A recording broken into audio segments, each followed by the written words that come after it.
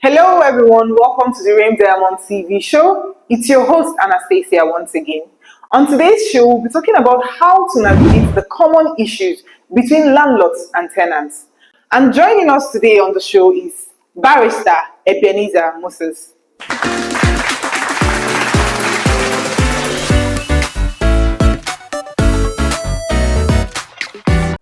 Hello, Barrister Ebenezer. Welcome to the Rain Diamond TV show. Hello, good morning. Good morning, viewers. Good morning. It's really nice to have you on the show with us today. It's nice being on the show. Okay, as regards to the topic, one of the first questions I would like to ask is how, if for an instant, there was no prior agreement between a landlord and the tenants about fixing of some certain things in the house, and then, like the toilet, let's take for instance, it was clogged or something like that, and then the landlord didn't inform the tenant. Okay. The tenant paid and moved into the house. In this kind of case, how are they supposed to settle that issue? Is it the landlord that is supposed to pay for the repairs, or is it the tenant? All right. On the issue of repairs Yeah. and maintenance of houses, the first thing is when you enter a premises, it's a duty both on the landlord and the tenant to prepare a formal agreement, which is usually referred to as the tenancy agreement. Okay. Now, the tenancy agreement will stipulate what are the rights of the tenant and what the right of the landlord is, Okay. whether or not the landlord will have such rights to go into the premises, whether or not he will be responsible for maintenance of the property, Okay. in terms of the fixture, the fittings in the apartment, who is responsible. I'm talking of when for some reason this agreement was not. Yes, I'm coming. Okay. I'm coming. That's the usual practice. Okay. But in circumstances where there are no formal agreements, it's now become an issue of compromise. Becomes an issue of compromise because there's no legal binding agreement that now stipulate this is this person's obligation, this is this person's obligation. So in such instance, the tenant can make payment for certain damaged fittings or fixtures in the property, and then probably before making such payment, he notifies the landlord and says, okay, I just moved into this apartment, this fittings or this fixture is bad, I intend to repair or make new fittings in the apartment. Then once I make payment, I expect you to deduct it from my rent, or I expect you to pay for it. In that instances, if the landlord agrees, fine, or if he agrees to deduction in the rent, then fine. But then, as long as there is no formal agreement, it then becomes an issue of compromise. Okay. But I want to say something. Okay. When it comes to the apartment, I believe maybe we'll get there. When it comes to certain things in the premises, like things like the roof, things that has to do with whether or not the premises is in a tenantable condition or is in a habitable condition. Things that without which you can't say that that apartment or premises is in a habitable condition. Things like that are usually borne by the landlord. It is duty to keep that premises or tenancies and the demise premises in a habitable condition. Okay. Would you say that tenants have rights in a particular building and then the landlords have rights too? Or is it just... Yeah. Landlords have rights, tenants have rights. What are those rights? All right. In looking at those rights, basically, I won't want to start doling out. These are the rights of landlords, and then these are the rights of tenants. What I will do is I will look at it in our settings today. What are some of those things the landlord do? Those I would say unlawful acts landlords do. Then I'll just oppose it to within the context of those unlawful acts. What is lawful? And then within that context, what is now the right of the tenants? Okay. So in doing that, the first thing I will look at is, for instance, unlawful eviction. unlawful eviction. In those days, especially when people were less informed, you see situation where a landlord pick a padlock and he locks the apartment. I think it's still common. Okay, what of the issue where you're just in your house, you're not owing, there's no issue with the house, you've never had any issue with the landlord, and then he issues you a notice? Do you call that unlawful eviction too? I'll get there. Okay. I'll get there. Okay. That's the issue of unlawful eviction. Then, in those days, like I said, landlord picks a padlock, he fixes it on your door, and then perhaps you went to work, and when he comes back, you discover that the place is locked. And then the landlord is seen as the demigod, and you are not the landlord and beg, But that was what was common in those days, and maybe in some states or in some parts of the country. Now, the landlord do not have a right to unlawfully evict a tenant from an apartment, okay? Because the tenant being in exclusive possession, what I mean is the tenant haven't paid his rent, is given possession of the property. Is given possession, and anyone in possession of a particular property has rights over that particular property. So the landlord is not allowed to unlawfully evict the tenants from the premises. The next question that comes to mind is, how then is eviction done? What is the lawful process of eviction? For instance, this takes us to the issue of notices, which you actually talked about earlier. For a yearly tenant, for instance, he's entitled to a 6-month notice to quit. Till date? Till date. He's entitled to a 6-month notice to quit. Okay. And for 6 months, that's half yearly tenant, he's entitled to a 3-month notice to quit. And for a monthly tenant, is entitled to a monthly notice to quit. Same thing with a quarterly tenant. That's in terms of 3 months tenant, is still entitled to 3 months notice to quit. But I will say here that where there is an express agreement between the landlord and the tenant, what governs the relationship, the tenancy relationship, is actually the tenancy agreement. Now, this length of notices I just stipulated are the conventional notices that are usually issued. For instance, if I move into an apartment and there was no formal agreement issued to me by my landlord, the conventional thing to do is, according to, let me say, the tenancy law of Delta State, for instance, makes provision for those length of notices. So where there is no formal agreement between the tenant and the landlord, the tenancy law of Delta State, which is where we reside here, becomes the law that stipulates or that guides the tenancy relationship between such tenants and landlord. What sort of instances where on several occasions the landlord has issued a quit notice to a tenant, and the person just ignores the landlord, and because he feels he knows people in power and others, he remains in the house without paying rent? How can the landlord get out of that? So in answering that question, I will continue from where I stopped about the procedure for eviction. So once the appropriate notice has been served, for instance, a 6-month notice or a 3-month notice or a monthly notice has been served, the next thing is, upon the expiration of the 6-month notice, the next notice to be served on the tenant is the 7 days notice of owner's intention to recover premises. Then upon the expiration of the 7 days notice of owner's intention to recover premises, that the landlord applies to court and files a claim in court for possession, arrears of rent, missed profit, as the case may be, depending on what he wants from the tenant. So at this point now, the landlord has the right to lock up said apartments? No, he doesn't. He doesn't. Like I said, these are the procedure. First, he issues the notice. Next is, having issued the notice, he carries the tenant to court. Now, you asked a question. I'll answer that question. A tenant is in an apartment, and the tenant feels he has connections, and there's nothing the landlord can do. Nobody's above the law.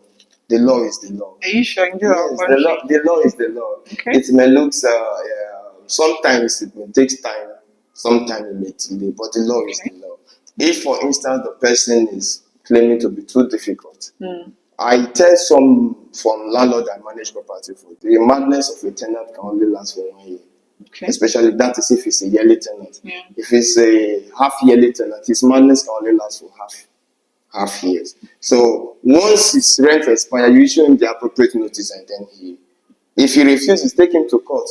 Once you get judgment, it is upon execution of that judgment that the issue of coming to the premises, maybe with the bailiff of the court, the registrar, and then the police now come in. That is when the landlord now has the legal rights to now enter the apartment, take those things from the person's apartment, and then take it to court.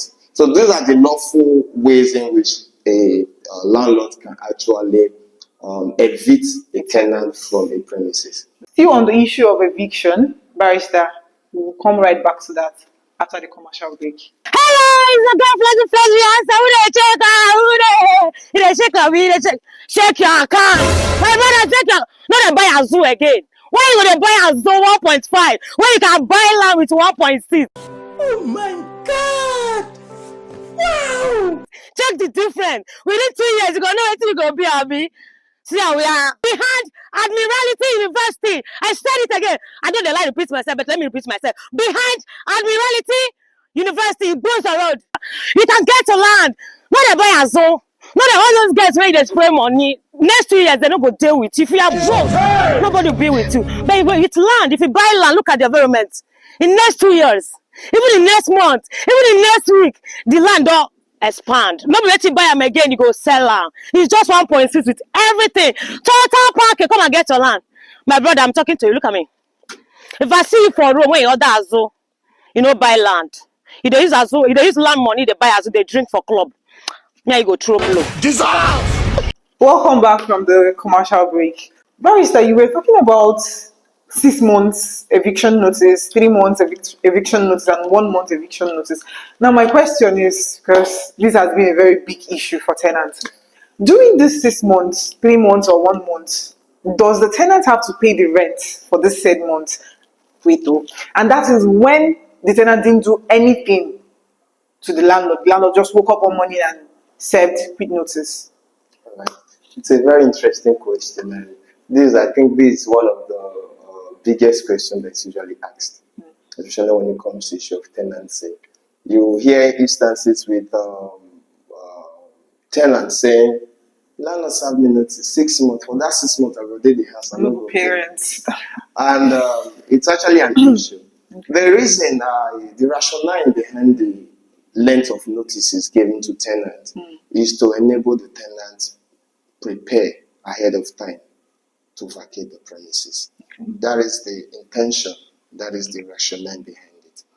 A landlord is the owner of the premises, and he has right as a landlord to say, "Okay, I want to use the apartment for my personal use or for any use."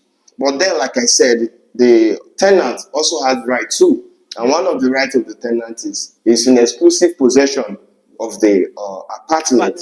And so the landlord does not have rights to interfere with his exclusive possession.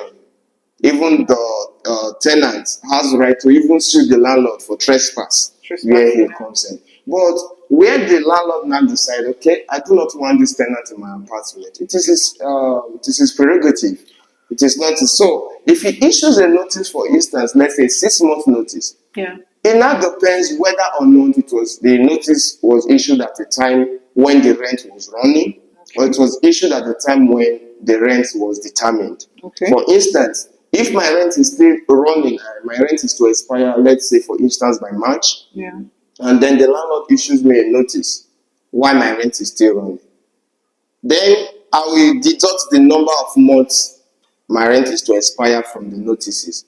And then once I'm about to leave the premises, let's say for instance my rent expired by March, he serves me a 6 month notice, okay, let's say by January. So January, February, March, April, May, June, which is to expire by June. So by the end of March, let's assume I'm able to get an apartment, let's say by April.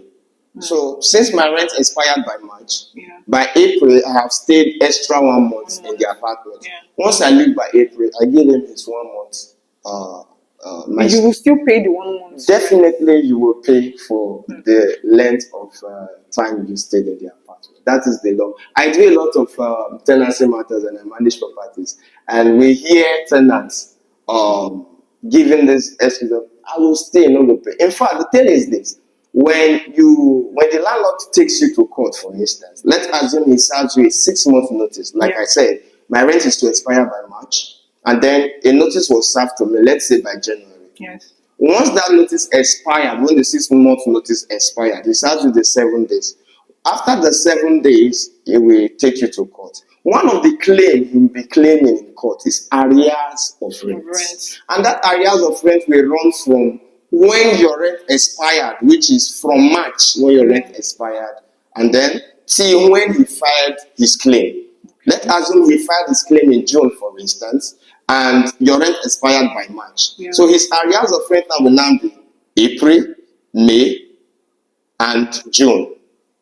Okay? So he will be claiming 3 months arrears of rent, and then he will be claiming May's profit, what is known in law as May's profit, which is from the time the claim was filed till whenever the court now gives judgment. Let's say, for instance, you stay in the apartment for 2 years, 3 years, like people will say, "I will stay, let the matter be going on in court." So as long as the matter is going on in court, you are staying in the apartment, it won't be for free.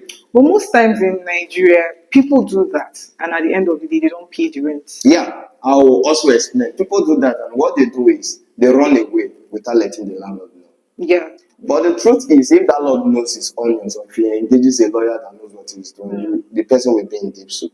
Okay. Yes, he will be in deep soup. Wherever you go to, they will trace you and get you on execute judgment. At the end of the day, I feel landlords have more rights than tenants. That is not true. No, from our discussion so far, we've been focusing on the landlord. Okay, let's take for an instance now, the landlord violates his own part of the bargain, his own part of the document, or whatever, and then what can the tenant do to get the landlord to get back and do his own part? Let's take, for instance, there are things that needs to be repaired. For instance, you say things that has to do with the house, like the roof. The tenant was living in the house and then suddenly the roof started leaking. Now in Nigeria, we know the landlord will not talk to you except he's a very good person, because most times it boils down to morals. Now, if the landlord is somebody that doesn't care and your roof starts leaking, there's no way for you to wait forever for the landlord to come and fix it. And now let's take, for instance, you now fix that roof and the landlord refuses to reimburse you. How can you get your money back? Very well, very well. Like I said when I started, I said it is the duty of the landlord to keep. In fact, it is the right of the tenants that the premises where he occupies, the premises must be in habitable condition. Now, on this issue of you fixing the roof, definitely that's why it's good. Your agreements, your everything should be stipulated. But assuming it is not stipulated, this person is more like he's helpless. What with the tenant? What options are available to the tenant? Of course, the tenant can sue. The tenant can sue. Yes. It's not the suing that is the problem. Now, if you're suing, you're also spending money to sue. Exactly. Okay. The tenant can sue. Okay. The tenant can sue. The tenant can write a letter to the landlord. The tenant can meet with the landlord. But most landlords are not available. You have to go through their caretaker. If, for instance, the premises is being managed by the caretaker, okay, you meet with the caretaker. The caretaker for all purposes is the person who is in charge of the premises. Like for the properties we manage, if there are any issues, they call us and say, okay, this is around and this is around. Okay. And then it is our responsibility to actually ensure that those things are made available. So the options available is one, the tenant can write to the landlord, demanding that be fixed. And where the landlord refuses to fix such fittings that will make the apartment habitable, the tenant can fix those things and then sue. But first, he has to have evidences of those receipt of the payment of those things again, and then the letter he wrote to the landlord showing that please this apartment is in a habitable condition, and then with those evidences, he goes to court and says, okay, I went to my landlord, the place was bad, the roof was leaking, I could not stay in the apartment, even dogs can't stay here. I wrote to my landlord, this is the letter I wrote to the landlord, I placed a call to the caretaker, this is the evidence of the call I placed to the caretaker. Despite the issuance of all these letters to my landlord, he refuses. In my own way, since I can't stay in an apartment that is leaking or inhabitable, I made such expenses. Yeah. And these are the money I spend, these are the receipts of them. And so I am claiming this amount of money from my landlord. Of course, the court will give you. So thank you very much. It has been an honor to have you in the show. So dear viewers, we've heard everything said today. So now if your landlord has been misbehaving, making you feel like you don't know your rights, I hope that the show today has given you an insight into what your rights are as a tenant and also as a landlord. Thank you very much. See you once again next week.